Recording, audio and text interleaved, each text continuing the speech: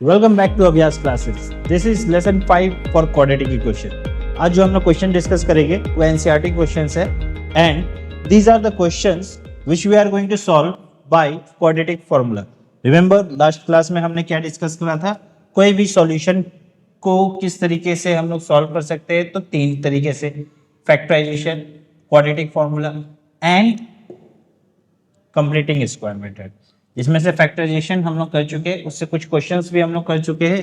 उसके बाद quadratic formula के बारे में भी हम लोग जान चुके हैं और आज क्वाड्रेटिक फार्मूला से रिलेटेड कुछ कुछ क्वेश्चन सॉल्व करेंगे। तो चलिए पहला क्वेश्चन की तरफ बढ़ते हैं कि 2x² - 3x - 5 = 0। अब यहाँ पे a का वैल्यू क्या है? 2। b a क्या है मेरा? x² का कोफिशिएंट। b क्या है मेरा? x का कोफिशिएंट। क्या है मेरा? -3। c क्या है मेरा? इंडिपेंडेंट कोफिशिएंट जो क्या है? -5। अब सबसे पहले हम लोग क्या निकालेंगे? d इक्वल्स टू क्या होता है? b² - 4ac। अब b² दैट मीन्स b का वैल्यू क्या है? -3, तो उसका स्क्वायर कर लेते हैं। -4 इंटू a क्या है मेरा? 2 मल्टीप्लाइड बाय c क्या है मेरा? -5। अच्छा, आजकल हमने बहुत नोटिस करा है कि ज़्यादातर स्टूडेंट्स जो होते हैं आजकल ये ब्रैकेट का बहुत कम यूज़ करते हैं। प्लीज़ आप लोग ब्रैकेट का यूज़ करो ताकि आपका जो क्वेश्चन रहे, कैलकुलेशन रहे, वहाँ पे मिस्टेक होने का चांसेस बहुत ही कम हो जाए। सो d इक्वल टू क्या है मेरा? -3² - 4 इंटू 2 इंटू -5। अब -3 का स्क्वायर करोगे तो 3 into 3 9, minus into minus plus. Now minus into plus, अब देखिए इधर भी सॉल्व करेंगे तो माइनस इंटू प्लस करेंगे तो क्या हो जाता है मेरा? Plus. Sorry, minus into minus करेंगे तो क्या आ जाएगा मेरा? प्लस। अब नंबर्स क्या बचा? 4 2 5, तो 4 2 जा 8 एंड 8 5 जा 40, that is 40। Now this one is equals to 49। अब ये जो मेरा d निकल गया, d इज ग्रेटर देन 0, तो हम लोग प्रोसीड कर सकते हैं। याद है ना क्या बोला था मैंने? d का वैल्यू क्या होना चाहिए? d should be greater than 0 और d should be equal to 0, तभी प्रोसीड करना है आपको। तो यहाँ ग्रेटर देन 0 वाला कंडीशन फॉलो कर रहा है। चलिए आगे बढ़ते हैं। x equal to -b plus minus √d by 2a। चलिए सब्स्टिट्यूट करते हैं वैल्यू को, तो b की जगह पे हम लोग b का वैल्यू डालते हैं, तो माइनस, अब b क्या है मेरा? -3, तो -3 that will be plus minus √d, that is √49 whole divided by 2a, that is 2 into a equals to 2. Now this one will be equals to minus minus क्या हो जाएगा? +3 प्लस माइनस √49 क्या होता है? 7 होल डिवाइडेड बाई 4। तो यहाँ पे हमने क्या बोला था कि रूट्स जो भी होगा उसको दो तरीके से ले सकते हैं, अल्फा। चलिए अल्फा में हम लोग प्लस लेते हैं, 3 + 7 divided by 4, that is 3 + 7 10 divided by 4, that is 5/2। तो अल्फा कितना है मेरा? 5/2। सिमिलरली बीटा में हम लोग क्या करते थे? 3 - 7 डिवाइडेड बाई 4 लेंगे, तो ये कितना हो जाएगा? 3 - 7, तो -4 डिवाइडेड बाई 4, तो ये कैंसिल हो गया, 1 1, दैट इज -1।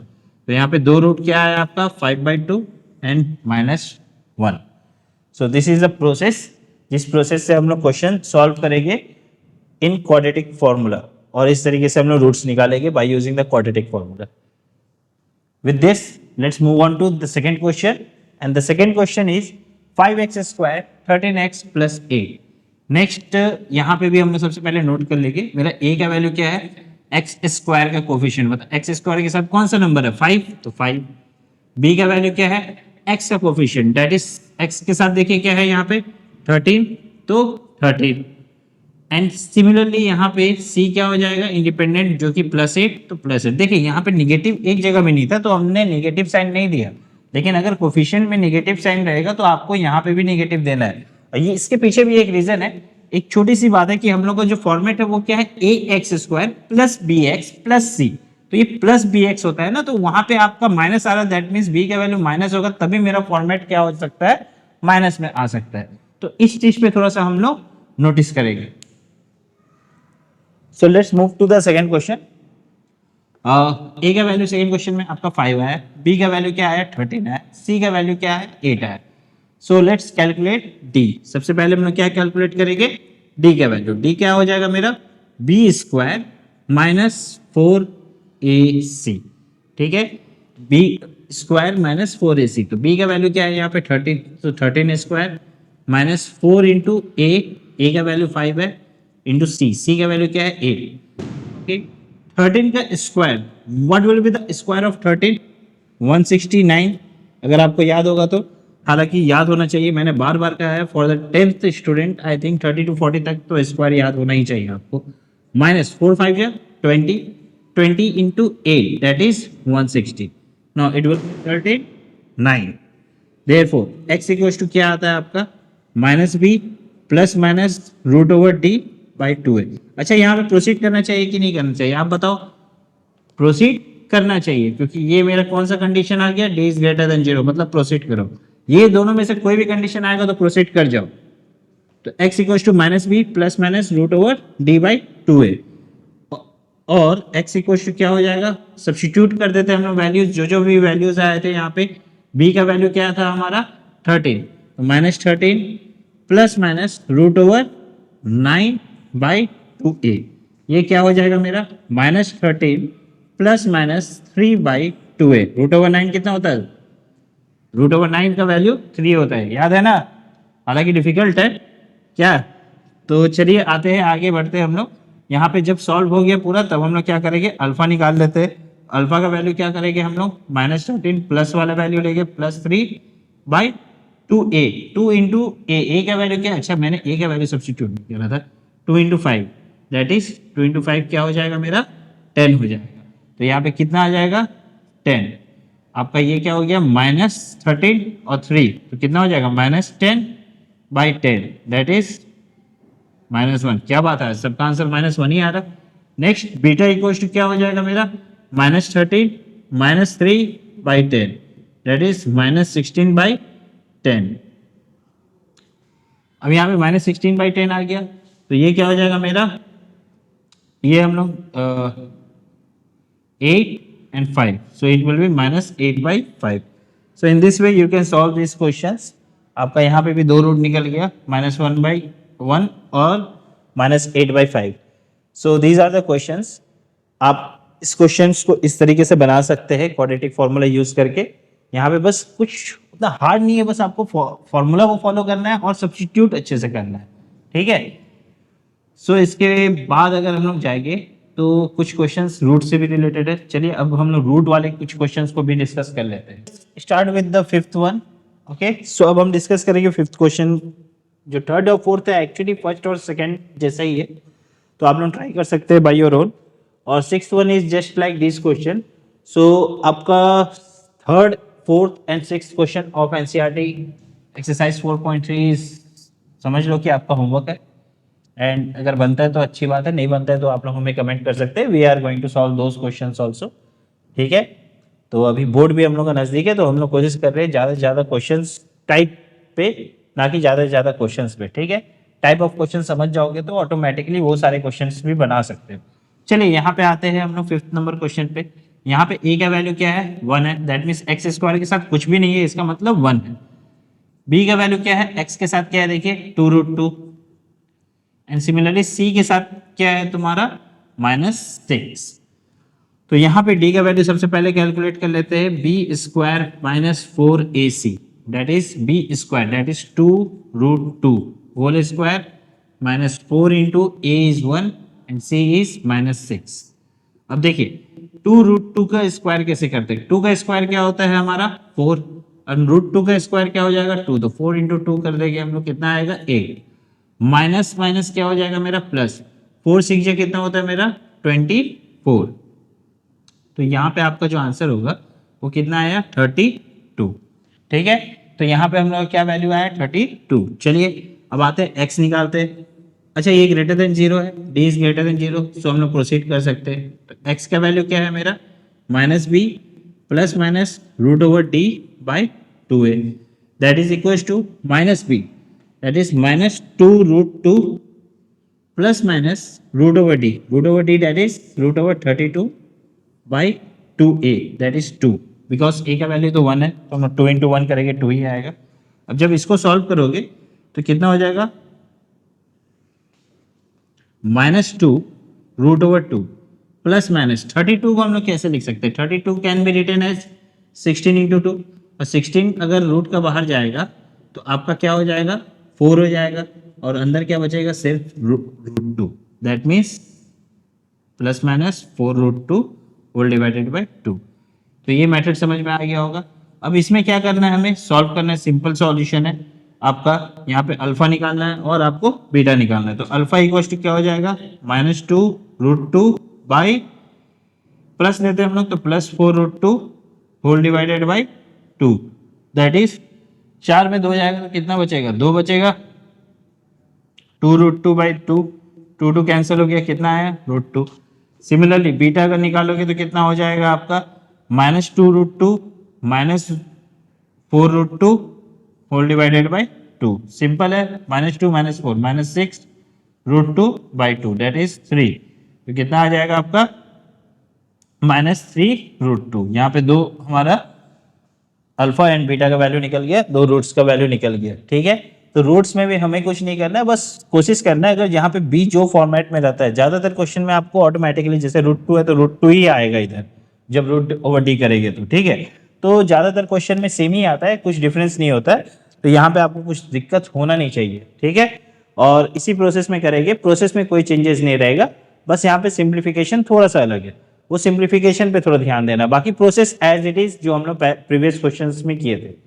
चलिए, with this we can move to the next question, and next question is ½ minus √11x plus 1 equals to 0। अब यहाँ पे समझिए किस तरीके से करना है। ऐसा नहीं है कि ये कभी भी फ्रैक्शन वैल्यू आए तो आंख बंद करके डायरेक्ट, ये नहीं है कि हमें जो फ्रैक्शन वैल्यू दिया रहेगा तो x² का कोफिशिएंट 1/2 है तो a इक्वल्स टू 1/2 लेना है। ठीक है, यहाँ पे a इक्वल्स टू 1/2 नहीं लेंगे, उल्टा हम लोग क्या करेंगे, इसको थोड़ा सा एक्सप्रेशन को सॉल्व कर देंगे। ठीक है, किस तरीके से सॉल्व करेंगे, जैसे 2 है तो एलसीएम अगर हम लोग 2 ले लेते हैं तो यहाँ पे क्या हो जाएगा आपका, x² minus 2√11x plus 2 equals to 0। अब ये 2 उधर मल्टीप्लाइड होगा तो क्या हो जाएगा, 2 इंटू 0, ये उधर जाएगा तो 0 हो जाएगा, 2 इंटू 0 0 ही हो जाएगा। तो मेरा एक्सप्रेशन क्या मिला, ऑटोमेटिकली मेरा एक्सप्रेशन सिर्फ और सिर्फ ये मिला कि x² minus 2√11x plus 2 equals to 0। अब यहाँ से हम लोग जो मेथड यहाँ पे हम लोग फॉलो किए थे, सेम मेथड यहाँ पे भी फॉलो करेंगे। दैट मीन्स यहाँ पे a का वैल्यू क्या लेंगे, 1, b का वैल्यू क्या लेंगे, -2√11 एंड c का वैल्यू क्या लेंगे, 2। चलिए 1 ले लिए a का वैल्यू तो 1, b equals d equals to क्या होता है यहाँ पे, b² माइनस 4ac। b क्या है मेरा, -2√11 whole square minus 4 into a क्या है मेरा 1, c क्या है मेरा 2। अब चलिए इसको करते हैं हम सॉल्व। तो 2 का स्क्वायर 4 हो जाएगा और √11 हो जाएगा, 4 इंटू 11 कितना हो गया, 44, माइनस माइनस प्लस ही हो जाता है। अब नेक्स्ट क्या है आपका, -4 इंटू 2 कितना हो गया, 8, 44 माइनस 8 करें कितना आएगा, 36। तो आपका आंसर कितना है, डी का वैल्यू यहाँ पे 36। ओके, तो डी का वैल्यू आ गया ग्रेटर देन 0 भी है, सो वी कैन प्रोसीड। और हम लोग प्रोसीड करते हैं अब। तो x इक्वल टू क्या होता है मेरा, -b plus minus √d/2a, that is -b का मतलब क्या हो गया, minus of -2√11, okay, then plus minus √36/2a, that is 2 into 1 that is 2। चलिए अब यहाँ पे नेक्स्ट क्या आता है आपका, माइनस माइनस प्लस हो जाएगा, 2√11 प्लस माइनस √36 क्या होता है, 6/2। अब यहाँ पे हम लोग क्या करना है, सबसे पहले अल्फा निकालना है। ठीक है, तो अल्फा क्या हो जाएगा मेरा, 2√11 प्लस 6/2, ऊपर मेरा कॉमन क्या ले सकते हैं, 2, तो कॉमन लेने के बाद क्या आ रहा है, √11 plus 3/2, 2 cancel, so it will be equals to √11 plus 3। Now this one will the value of alpha. देखिए यहाँ पे आया ना, अलग अलग रूट था, वहाँ पे रूट सेम वैल्यू नहीं आया। जैसे यहाँ पे हम लोग का 4√2 आ गया था, यहाँ भी √2 था, तो हम लोग एडिशन कर सके, वहाँ पे नहीं है तो ठीक है, जितना आप ऐड कर सकते हैं, बाकी नंबर फॉर्म में छोड़ देना है, ये भी तो एक फॉर्म ऑफ नंबर ही है। नेक्स्ट बीटा का वैल्यू निकालना है, तो बीटा इक्वल क्या हो जाएगा, 2√11 माइनस 6/2। अगर कॉमन लेंगे तो सेम कॉमन आएगा, तो यहाँ पे क्या हो जाएगा, √11 माइनस 3। ठीक है, यहाँ पे क्या आया था, √11 प्लस 3, और यहाँ पे क्या होगा, √11 minus 3। So this is the solution of this question. ये दोनों क्वेश्चन थोड़ा अलग था प्रीवियस क्वेश्चन से, और आप एनसीईआरटी में चेक कर सकते हो, 6 नंबर क्वेश्चन इज बेसिकली इसी टाइप का है, तो आप लोग 6 नंबर क्वेश्चन भी अपने से ट्राई कर सकते हो. These are the question from NCERT and these are the very important question from quadratic equation. So please practice this question and do the solution as it is. मेरा मतलब ये नहीं कि एकदम नोट कर लेना same to same. As it is का मतलब हो गया मतलब स्टेप वाइज करना. बहुत जन देखते हैं स्टेप्स नहीं यूज करते, ब्रैकेट्स नहीं यूज करते, जहां पे हम लोग का गलती होने का चांसेस ज्यादा होता है. आजकल देखिए मल्टीप्लिकेशंस में आप लोग ब्रैकेट यूज नहीं करते, तो वहां पे बहुत मिस्टेक होने का चांसेस होता है. स्क्वायर करते वक्त मिस्टेक होता है. तो थोड़ा कैलकुलेशन कंफर्टेबली करना, रिलैक्स होके करना, इतना हड़बड़ी में करने की जरूरत नहीं है. ठीक है. So if you understand the question, so we should proceed to the next lecture of quadratic equation, जहाँ पे हम लोग कुछ और questions from quadratic formula he discuss करने वाले हैं. and those are little bit complex. complex का मतलब ये नहीं complex number है. 11th क्लास में complex number we are going to study. complex मतलब हो गया थोड़ा सा hard होगा बस. ठीक है. इससे थोड़ा लेवल ऊपर जाएगा उस क्वेश्चंस का. हम वो सब क्वेश्चन हम लोग नेक्स्ट वीडियोस में डिस्कस करेंगे. So if you understand the concept behind this videos, आपको अच्छा लगा ये video, so you can go and subscribe our channel and follow our channel day to day so that you can get the basic knowledge of mathematics plus advanced knowledge of mathematics.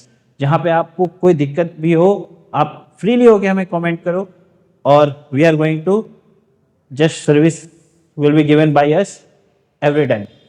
So subscribe our channel, like our channel. See you in next video.